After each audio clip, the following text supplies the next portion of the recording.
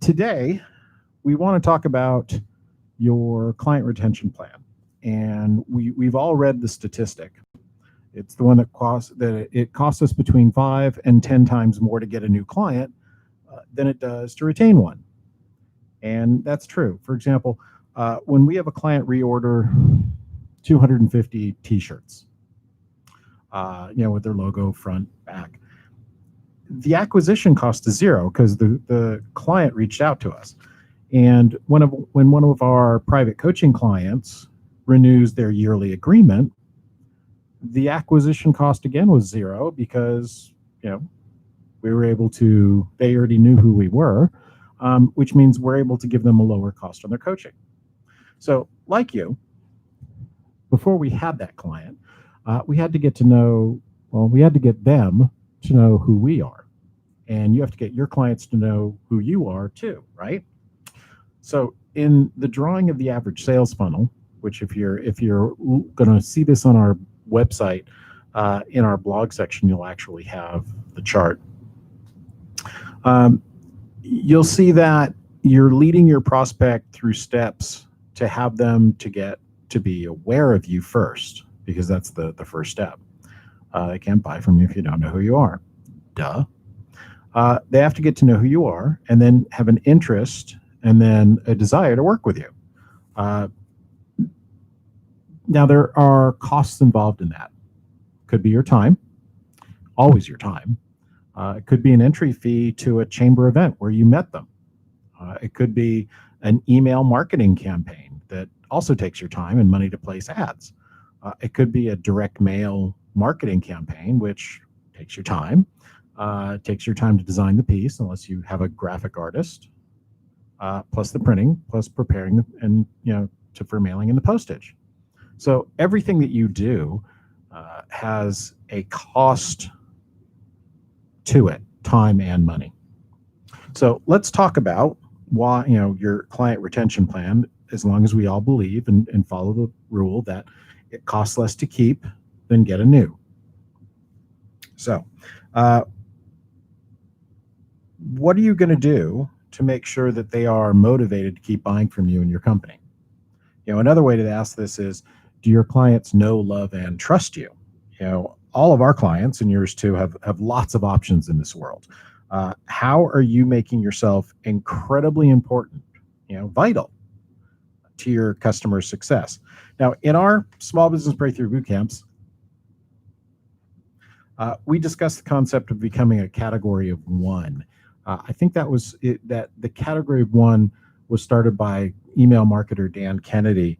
And when you break it down, it means that you're able to niche down your potential clients so much that you're always the obvious choice for the right clients that you want to work with.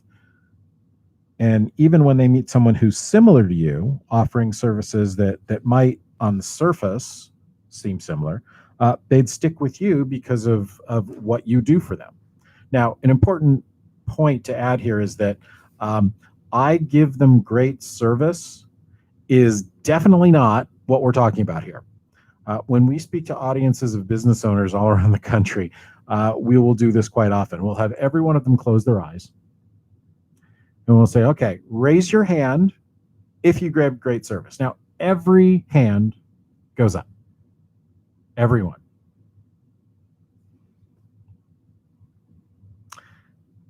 None of them say, I give horrible service and I'm the most expensive. So the concept of using great service and great pricing is not enough of a difference creator. When it comes down to it, prices is not always the most important thing. So let's look at 6 different examples of a client retention plan. The first way is really easy. You connect on social media messaging. This is partnered with your text messaging, phone chats, and email. It's basically connecting with your clients the way they want to connect. Some of our clients only want to talk by phone, some only by email, others some combination of all of them. And there's a couple where we just really get texts from time to time. Hey, I need to talk. Got some time. That's how they begin the contact. So add this to your promotion of clients on social media profiles, and you're gonna move ahead greatly. Make sure you have all of your contact stuff there. The second tactic in your client retention plan goes along with the first. It's referring your clients to other clients or anyone you meet that you think would be a solid connection for your client. We try all the time to send our clients business. It seems kind of silly to say it, but this is a very definite way and a tangible way for your clients to see the value that you do. Now, for us, it's kind of easy when we're out and about, and we are all the time. Every month, we hold monthly marketing Mondays for a couple of different chambers. In fact, we do events for a lot of different chambers. And those are 90-minute workshops, and we make a lot of new contacts with business owners. One of the things that we are always looking for is asking, who are you? What do you do? What's a good lead for you? What do you need at the moment? We are trying to be active givers of referrals to people. Now, remember, when two people don't know each other connect and you connected them both, what do they have in common? It's just you, and they're going to be talking about you. So that's a side benefit of doing all of this. Recently, we met an allergy expert in the morning at one of our networking groups. And by the end of the afternoon, we had two different leads for her.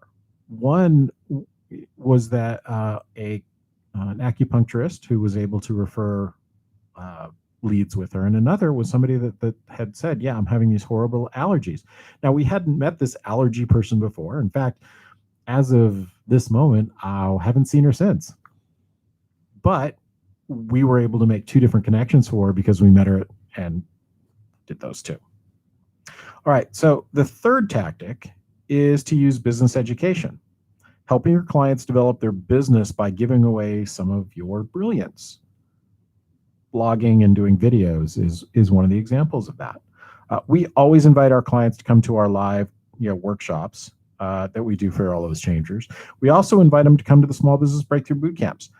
When they're there, we're able to talk about them and refer other attendees to them. That's the third-party validation that is vital for word-of-mouth marketing. So we also give business education through our blog, which you're watching right now, and you'll be reading, or some combination of the two. And that goes out to our email list. Now, in fact, you may be watching this because you are on an email list, so thank you very much. We appreciate you being part of it. Now, if you have ideas for other business education, do me a favor. Our email address is info@yuloffcreative.com. We'd love to get those from you.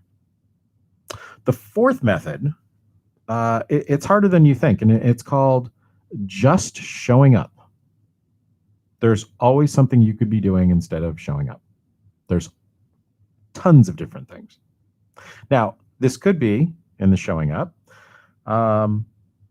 could be in the form of a text message. Hey, I was thinking about you. Hope you're doing well.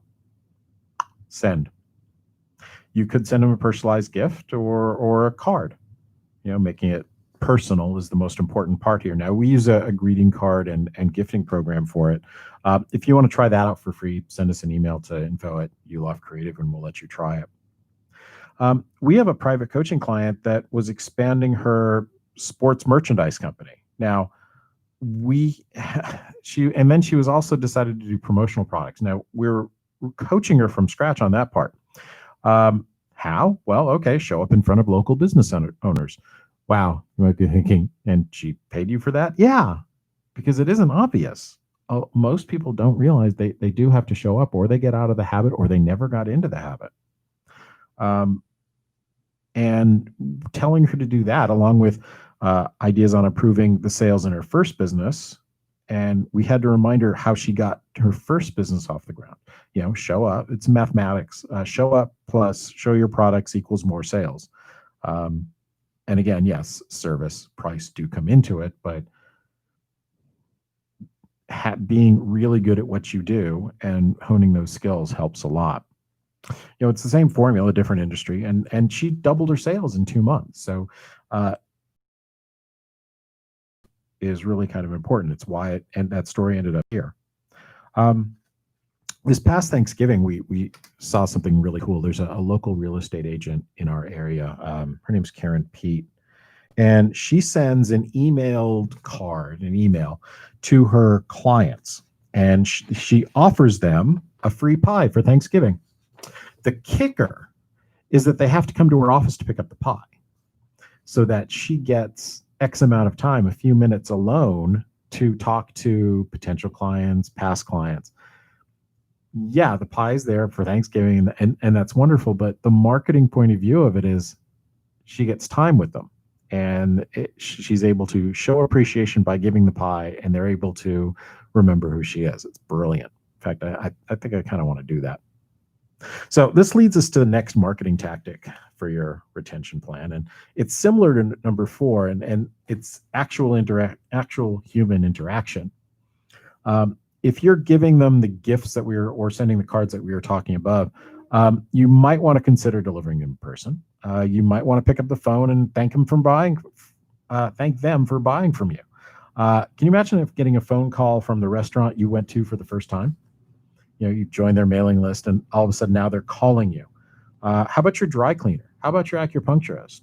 How about the tow truck company that bailed our tail out?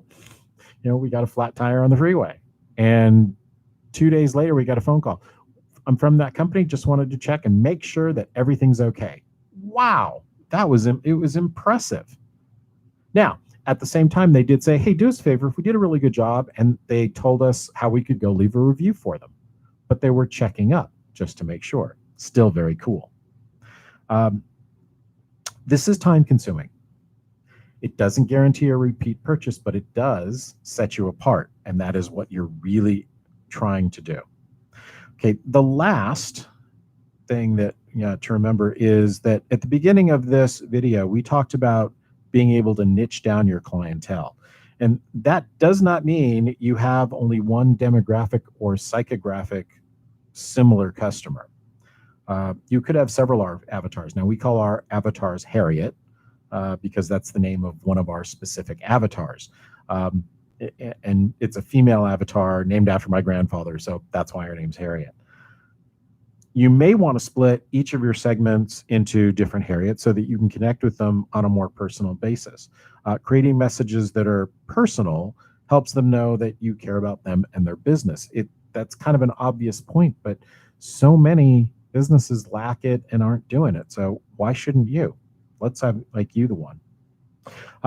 There's an old jazz version of a song by Simon and Garfunkel. It's called "Keep the Customer Satisfied." And the first time I heard it, when I was in jazz band in school, was it stuck with me, and it has stuck with me since. And you want to keep your customer satisfied. You want to do the best you can for them, obviously, but you also want to remind them that you're around and show that you do appreciate it. So we want to help you grow your business, and we want to do this in an easy way.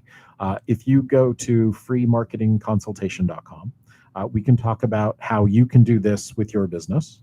We can talk about anything else that you want on your business. We'll give you, it's a 30-minute free success call for your business. It's free marketing consultation. Also, if you're watching this on YouTube, do me a favor, right below, if you hit the subscribe button, you'll get to know when we're putting out other videos for our blog. So thanks for watching. I do appreciate it. I'm Hank Yuloff with Yuloff Creative. And remember, if everything happens for a reason, be the reason things happen. Bye-bye.